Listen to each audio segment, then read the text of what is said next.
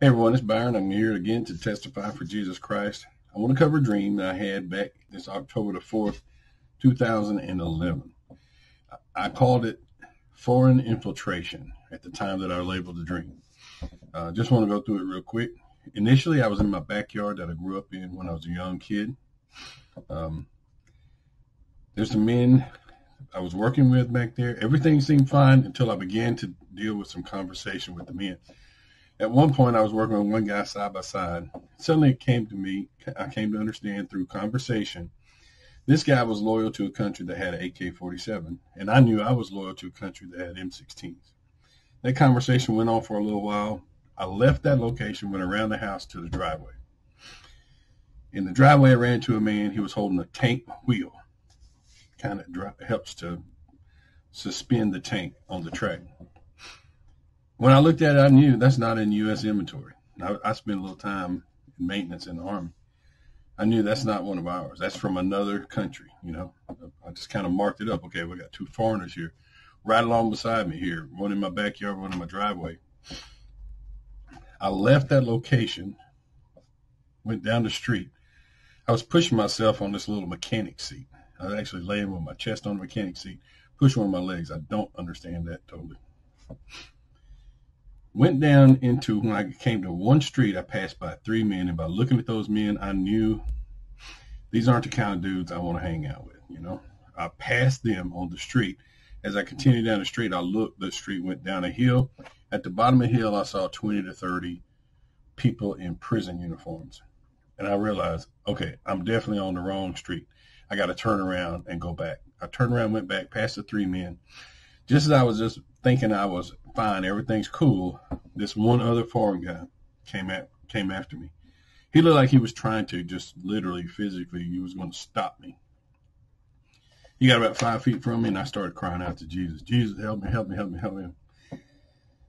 The scene didn't really change, but I suddenly saw a skillet, like a black, iron skillet with gravy in it, and the gravy was bubbling up. It looked like it was bubbling up so fast it probably was popping popcorn underneath it. I mean, it was getting bad. The best I can tell you to think of is leaven. Leaven increases and rises. But the skillet was basically under heat, and then I saw a big spatula, no hand, but just the spatula come down and start dipping the skillet out, and then the gravy out of the skillet, and then I woke up. Looking back on this, that was a 2011 event. Looking back on it, I've talked about it for many years. I just realized, this dream actually, and I did this in the interpretation in the first video.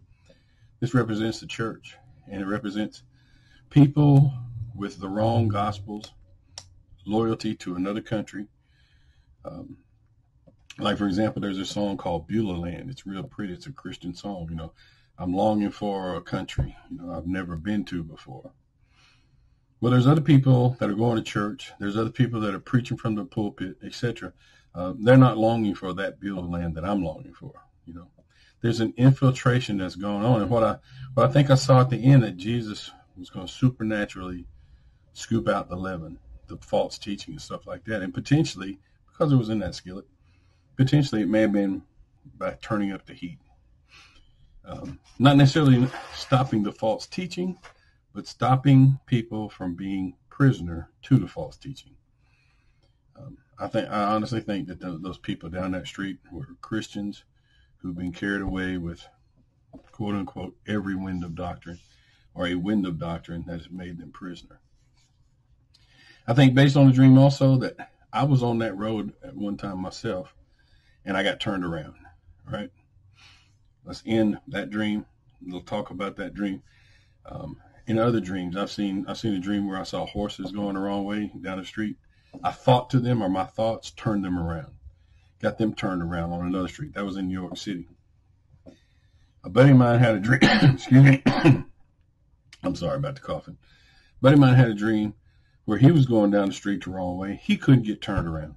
Could not get turned around. And in there was representations of ministers as well.